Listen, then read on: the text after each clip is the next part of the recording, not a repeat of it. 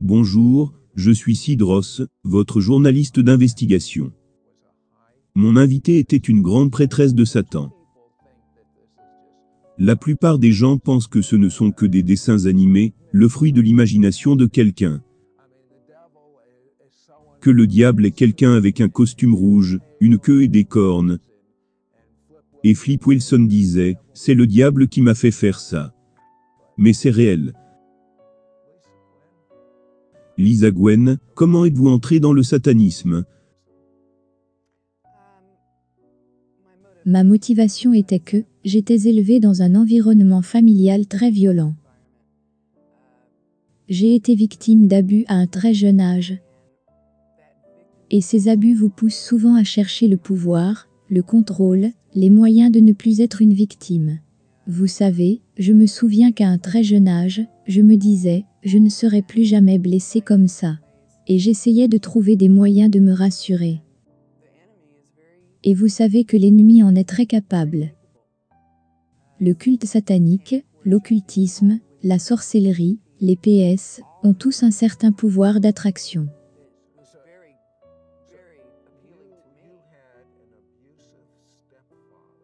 Vous aviez un beau-père abusif sur lequel vous vouliez prendre le dessus, pour ainsi dire. Mais comment une jeune enfant peut-elle entrer dans le satanisme? Il y a beaucoup de facteurs différents. Dans mon cas, je peux dire que les médias ont joué un grand rôle. Je me souviens qu'en grandissant, l'une de mes chansons préférées parlait d'une femme, qui avait le titre de sorcière dans la chanson, et qui pouvait tenir les hommes sous le charme, par son regard. Chanter avec elle, et rêver d'avoir autant de pouvoir sur tes agresseurs. J'avais une amie qui était également dans une situation de maltraitance. Nous nous sommes en quelque sorte liés, juste pour nous aider mutuellement. 2 de nos émissions préférées étaient des émissions de télévision sur une sorcière et un génie. Les shows télévisés ont des impressions sur les jeunes et les enfants, qui sont dans des situations où ils sont blessés et maltraités tout le temps. Vous savez ce que cela fait, de regarder ces émissions, et souhaiter que tout ce que nous aurions à faire, serait de remuer le nez, ou de cligner des yeux. Le croyez-vous quand vous regardiez? Vous êtes prêt à croire n'importe quoi, quand vous êtes dans une situation où vous êtes violé, enfoncé, déchiré, et déchiqueté émotionnellement. Vous vous accrochez à n'importe quel espoir, à n'importe quel port dans la tempête. Et dans le désespoir, vous commencez à croire, à tout ce que vous pouvez. Pour nous, nous sommes allés dans les bibliothèques de nos écoles. Beaucoup de livres sont sur la perception extrasensorielle, augmentez vos capacités. Beaucoup de livres sont sur la sorcellerie. Nos bibliothèques scolaires sont pleines de livres sur l'occultisme.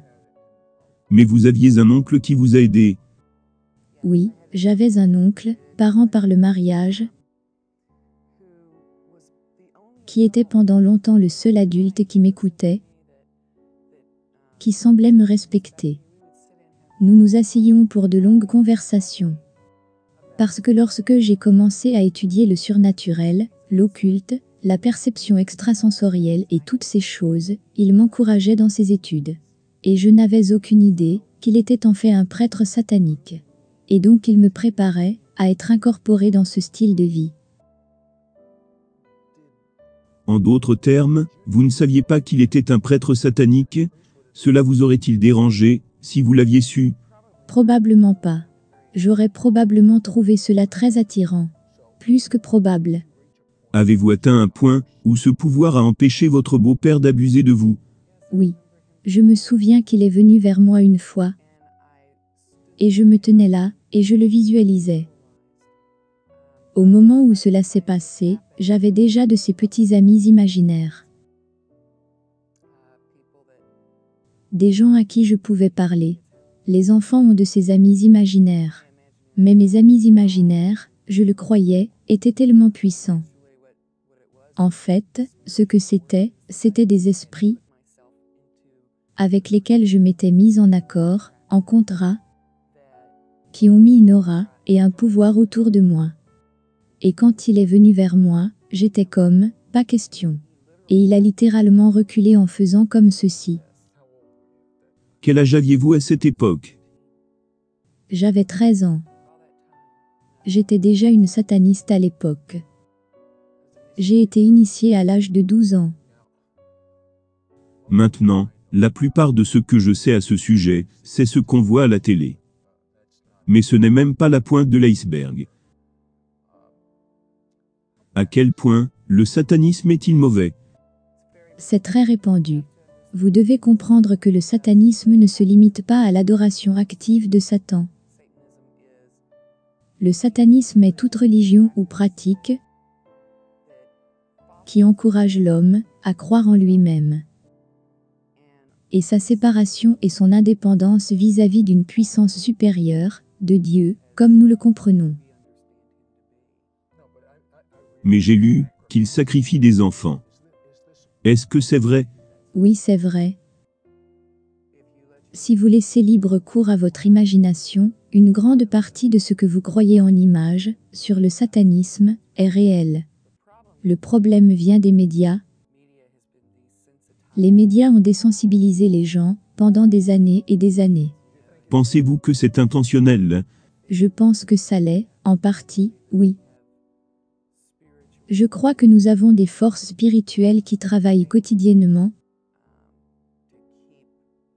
pour que le grand public doute de leur existence. Ou,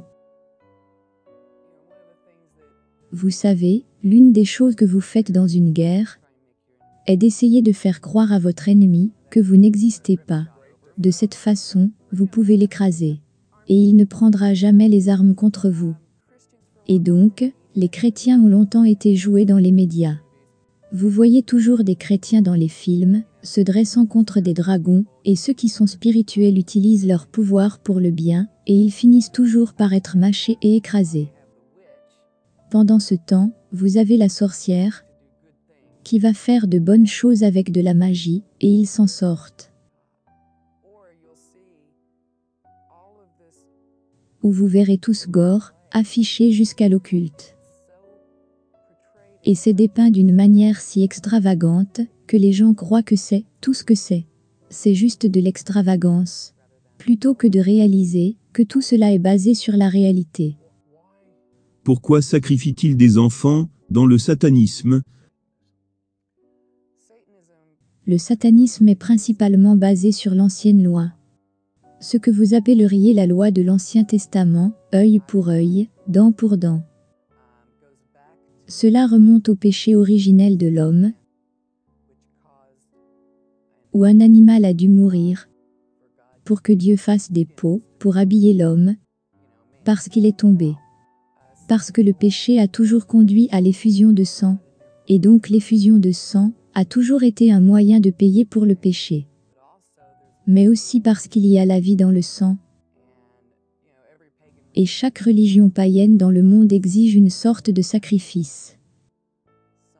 Que ce soit un animal, des céréales, une personne. C'est comme ce que vous abandonnez pour votre Dieu. Tout est basé sur les œuvres, il n'y a pas de grâce.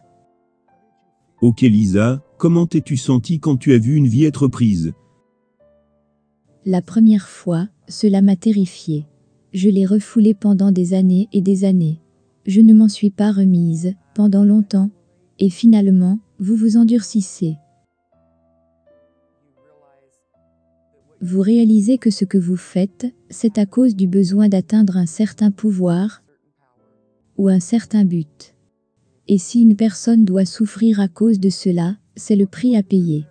Et pourquoi avez-vous eu le besoin d'atteindre un certain pouvoir ou un certain objectif?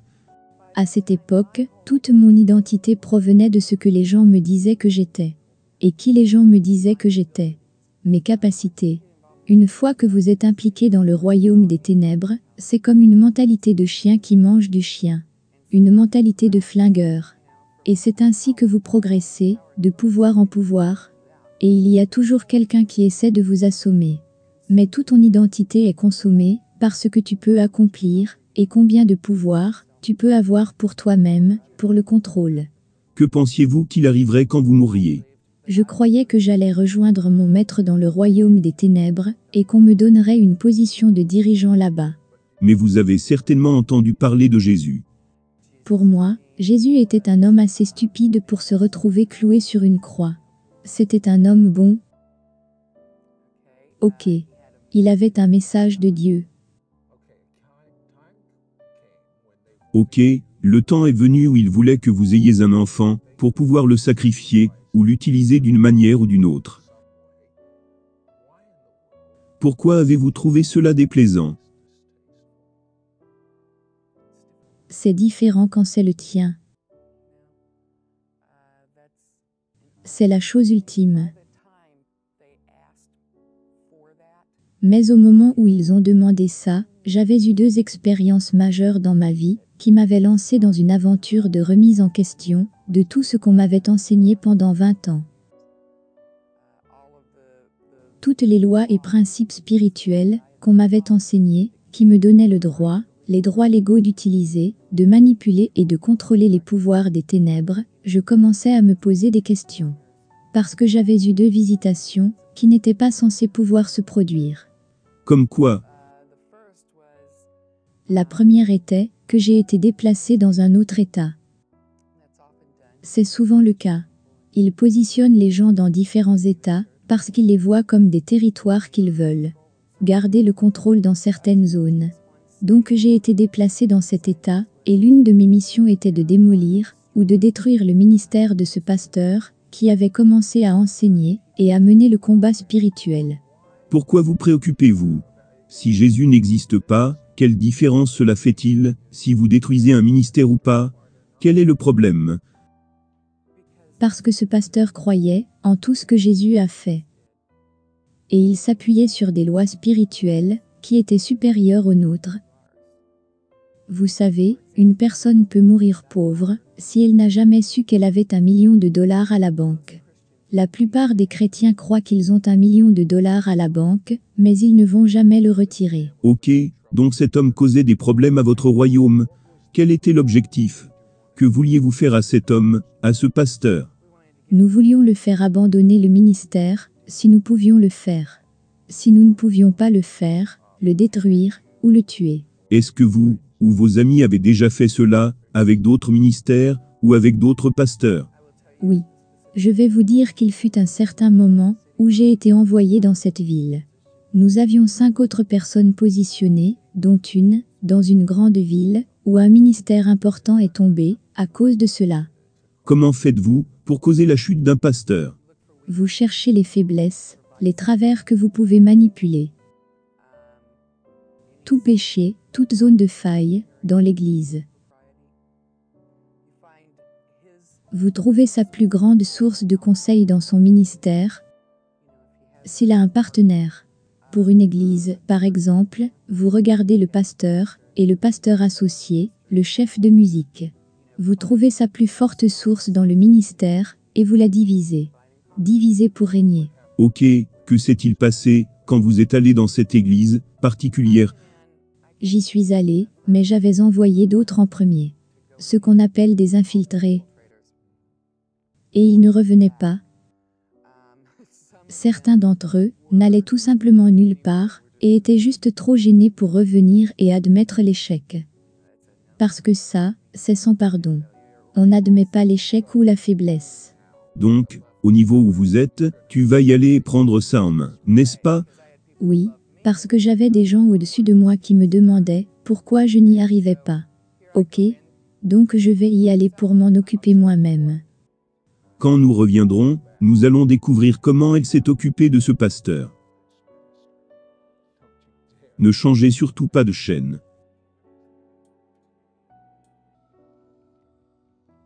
Bonjour, je suis Sidros, votre journaliste d'investigation. J'imagine que vous n'avez même pas couru au frigo pour prendre de la nourriture pendant la pause. Parce que mon invité était une grande prêtresse de Satan. Et son travail consistait à aller dans les églises et à faire tomber les pasteurs ou les dirigeants. Et à cause de la puissance dans cette église particulière, cela nuisait à son royaume. Elle avait envoyé d'autres personnes là-bas pour détruire leur église, et cela n'avait pas réussi. Donc Lisa, quand tu as décidé de t'en occuper, que s'est-il passé? J'y suis allée, en prétendant vouloir des conseils de ce pasteur, qui faisait tellement de choses, en conseillant et en aidant les personnes ayant un passé occulte. Et ma rencontre avec lui a vraiment ébranlé les fondements de tout ce qu'on m'avait appris. On m'avait appris que je servais le pouvoir suprême. Eh bien, 5 minutes après avoir franchi la porte, il a commencé à prier son Dieu. Et ce que cela m'a fait, c'est que cela a vraiment fait des dommages. Tous les pouvoirs démoniaques que je croyais pouvoir contrôler sont sortis. Ont commencé à se manifester. La pièce a commencé à se remplir quand il a prié. Et maintenant, ils ont commencé à me menacer, parce que je les avais mis dans une situation, contre une puissance contre laquelle ils ne pouvaient pas tenir. Et après ce moment, j'ai commencé à remettre en question tout ce qu'on m'avait enseigné dans le satanisme, sur le pouvoir des ténèbres. Parce qu'on m'avait enseigné que je servais le chef suprême, dans les ténèbres, le pouvoir suprême. S'ils sont effrayés par ce ministère chrétien, de votre vivant, qu'en est-il de la répercussion de ce qui se passera, lorsque vous mourrez? Vous pensiez vous assurer un royaume avec Satan, mais vous ne pouvez même pas gérer les choses dans cette vie. C'est vrai, c'est vrai. Satan n'est qu'un enfant gâté, qui sait que son heure est proche, et il fait tout, pour que son petit royaume de château de sable, ne soit pas emporté par les eaux. Ce pasteur vous a-t-il demandé d'accepter Jésus? L'avez-vous fait? Il l'a fait, mais je ne l'ai pas accepté. Pourquoi? Tout ce que je savais sur Jésus, c'est aucun pouvoir. Toutes les églises dans lesquelles j'étais allée, beaucoup de chrétiens que j'avais connus étaient des mauviettes. Ils disaient que Dieu était tout-puissant. Mais ils étaient toujours en train de traverser toutes sortes de circonstances. Ils n'avaient aucun pouvoir. Mais cette personne en particulier, il y avait manifestement un pouvoir. Alors pourquoi n'avez-vous pas accepté Jésus? Il y a un autre facteur impliqué dans cela. Après un certain temps, vous êtes tellement habitué au royaume des ténèbres, que vous croyez que vous êtes du royaume des ténèbres, et que vous ne pouvez pas changer. Le Seigneur a commencé à mettre en place des circonstances miraculeuses. Dans ma vie, Dieu a commencé à orchestrer les gens qui sont entrés dans ma vie. Eh bien, cette personne est entrée dans votre vie. On vous a demandé d'avoir un enfant, pour faire le sacrifice. Et vous vous êtes rebellé. Vous ne vouliez pas faire ça. Alors vous avez fui. Vous n'aviez pas peur. Oui, je l'étais. Mais je savais que lorsque j'ai fait les choix que j'ai faits, je savais que si jamais je décidais de partir, ils viendraient me tuer. Et j'avais accepté les conséquences. Et ils vous ont envoyé un infiltré. Parlez-moi de lui. Je suis tombée amoureuse de ce type que je croyais être le chat de mon désir. Il était tout ce que j'ai toujours voulu. Et après 6 mois de vie commune, j'ai découvert que lui aussi était un grand prêtre, qui avait été envoyé pour surveiller ma vie. Je l'ai confronté, avec ce que je savais, et j'ai réussi à me séparer de lui. Et peu après, j'ai découvert que j'étais enceinte. Il a été très clair. Étant un grand prêtre, il a dit, c'est mon billet. Cet enfant est mon billet. Et face à cette option, l'avortement était devenu mon option, ce qu'il n'a pas pris à la légère. On ne fait pas ça, tu n'avortes pas l'enfant d'un grand prêtre. Et donc il a fait irruption dans mon appartement le lendemain, avec certains de ses amis, ont détruit à peu près tout ce qu'il y avait dedans, et m'ont battu tellement violemment. On m'a dit que je ne pourrais jamais avoir d'enfant. Et à ce moment-là, j'ai fui. Je me suis enfuie sur la côte ouest, et je me suis enterrée en travaillant pour les studios de cinéma, en essayant de me cacher autant que possible. Mais vous aviez une grand-mère, qui ne vous a pas abandonné, qui savait que vous étiez entré en contact avec Dieu. Oui, elle m'appelait tout le temps au fil des années. Je me trouvais en plein péché, et là, le répondeur s'allumait, et je l'entendais dire « Seigneur, aie pitié de cet enfant. Je ne sais pas ce que tu as fait. Mais j'ai parlé à Dieu, et il m'a dit de t'appeler, et de te dire d'arrêter. » Quand elle a dit ces choses, qu'avez-vous pensé? J'avais l'habitude de penser, cette grand-mère est tout juste, elle a tout compris. Elle sait vraiment, elle a de la puissance spirituelle. Je n'ai jamais pensé à la source de ce pouvoir spirituel. Mais quand elle m'a appelé, et m'a dit, je n'ai pas besoin de savoir, tout ce dans quoi tu as été impliqué. Mais tu dois trouver un homme qui croit en la puissance de Dieu, leur dire dans quoi tu as été impliqué, et leur demander de l'aide. Et je l'ai fait. Mais je n'ai eu aucun résultat. Pourquoi? Eh bien, la première église où je suis allée, le pasteur a eu un peu peur et a dit « Nous ne voulons pas de problème ici » et m'a montré la porte. Parce que beaucoup d'églises, bien qu'elles affirment la puissance de Dieu, elles nient qu'il y a un diable. Elles prennent la moitié de la Bible, et y croient, et rejettent l'autre moitié. L'autre pasteur ne croyait pas à ce que je disais. Un autre m'a dit « Eh bien, ce que vous devez faire, c'est que vous devez prier tous les jours, aller à l'église chaque semaine, lire votre Bible tous les jours. » Et il me donnait toutes ces choses à faire étape par étape. Et je les regardais, et j'ai dit « Cela ressemble à un rituel pour moi. Si je ne me trompe pas, c'est le rituel qui m'a mis dans cet état. » Et donc j'ai abandonné. Mais heureusement, vous avez vu quelqu'un à la télévision. Oui, je l'ai vu. J'ai commencé à regarder ce ministère à la télévision, et il avait une émission de télévision, assez puissante et miraculeuse. Et j'ai appris qu'il venait dans la région. Et j'ai décidé d'aller le voir, et voir si ce que je voyais à la télévision était vrai. Et, Lors de la dernière réunion, je voulais quitter. Et par une série d'événements impliquant les gens, j'ai choisi de rester. Et il a commencé son sermon ce soir-là en disant « Je ne sais pas si vous avez déjà vu le diable vous rendre visite dans votre maison. » Et il a commencé à partager une rencontre qu'il a eue avec une présence démoniaque, et il a eu mon attention. Et alors que j'écoutais ce qu'il disait, il a commencé à prier, puis à appeler à la manifestation de miracles et des guérisons. Puis il a dit « Si vous avez senti la puissance de Dieu, venez par ici. » Je n'avais rien ressenti. Mais cette personne à côté de moi m'a poussé dans l'allée.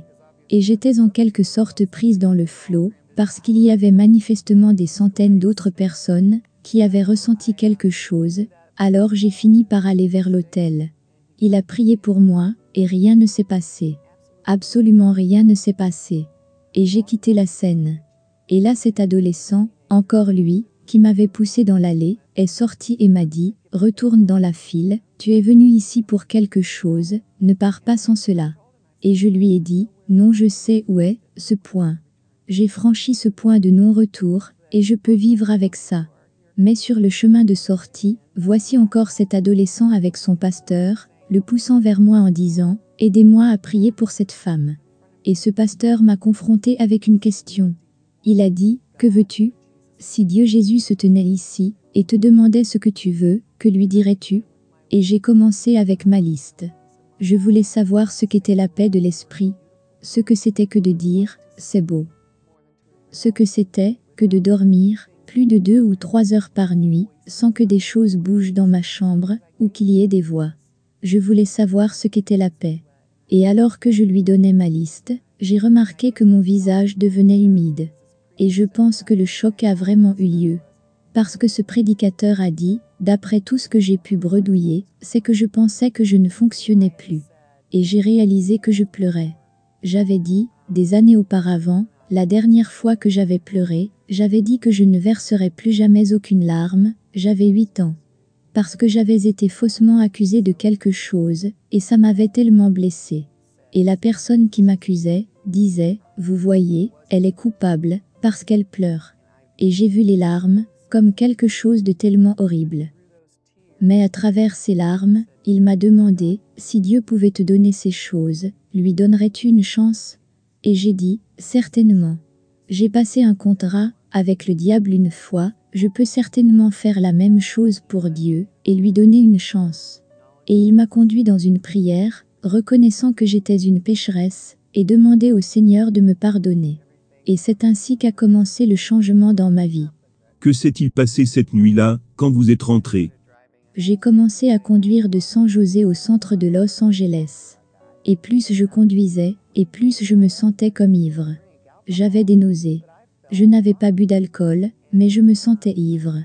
Et je me souviens m'être arrêtée pour prendre de l'essence, et alors que je me lavais les mains dans les toilettes, j'ai commencé à rire.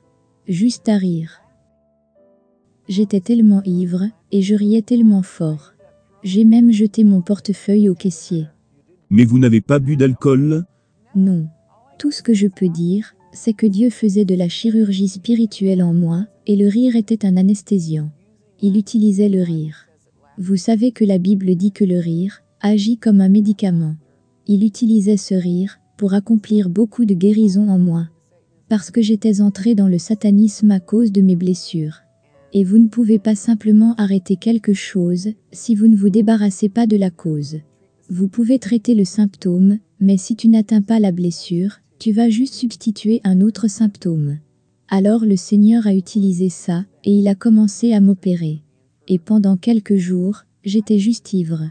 Quand je suis rentré à la maison, je suis allé dormir, à 11h30 du matin. Je n'avais pas dormi depuis 2 jours. Je me suis couché à 11h30 du matin. Je me suis réveillé à 9h30 le lendemain matin. 22 heures plus tard, dans la même position. Comment te sentais-tu? Toujours ivre. Et depuis, ça n'a été rien d'autre que des changements. Une grande aventure, à regarder le Seigneur, me faire passer d'une étape de liberté à une autre. Oui. Mais on ne part pas, en tant que grande prêtresse de Satan en disant juste, au revoir les gars, je suis maintenant une croyante en Jésus. J'ai entendu que la fille d'un des plus grands prêtres, ou qui se dit le plus grand prêtre de Satan dans le monde, est venue après vous. Parlez-moi de cela. Oui, ils ont envoyé des hommes de main, des gens qui vont soit vous tuer, soit vous ramener, pour me tuer. 3 hommes de main. Je me suis retrouvé dans le désert. Et je leur ai dit, au nom de Jésus, vous devez me laisser partir. Et ils l'ont fait. J'aurais dû leur dire au nom de Jésus, vous ne pouvez pas me toucher, parce que j'étais un peu mal en point, quand ils m'ont laissé partir. Mais le Seigneur m'a délivré de cette situation. Et plus tard j'ai demandé au Seigneur, comment ont-ils pu faire cela? Parce que je savais que ces hommes, qui ne m'avaient pas tué, allaient être tués, pour ne pas avoir rempli leur mission. Et le Seigneur m'a conduit dans le livre des Romains, où il est dit, que si nous avons été ensevelis avec le Christ, par le baptême, nous entrons dans la famille de Dieu. Nous avons été ensevelis avec lui dans sa mort, et l'ancien moi, la seule personne qu'ils avaient le droit de tuer, était l'ancien moi. C'est elle qui a fait toutes ces choses. Et quand j'ai accepté le Seigneur, je suis devenue une nouvelle création. Et tant que je garde l'ancien moi mort, il gardera le nouveau moi vivant. C'est comme ça que je suis partie. Le diable a un pouvoir. Vous le savez? Oui. Êtes-vous en train de me dire qu'il n'a rien, comparé à la puissance de Dieu? Rien. Il a des contrefaçons, emballées dans de jolis paquets, qu'il utilise depuis la nuit des temps, pour tromper les gens, et leur faire croire qu'il a le pouvoir ultime. Afin que les gens ne sachent jamais qu'il n'y a pas seulement un pouvoir ultime en Dieu, mais qu'une partie de ce pouvoir est la force de l'amour que Dieu a pour les gens. Si vous ne connaissez pas Dieu, vous ne connaissez pas l'amour. Si vous ne connaissez pas l'acceptation, vous n'avez aucun moyen de gérer avec ce qui se passe dans ce monde. Connaître Dieu, c'est connaître l'amour. Connaître Dieu, c'est connaître le Messie juif, Jésus. Lorsque vous vous repentez de vos péchés, et vous détournez d'eux, et que vous dites, « Je crois que Jésus est mort pour mes péchés », vous êtes lavé, et purifié, et Dieu vivra en vous. Et Dieu vous donnera la paix.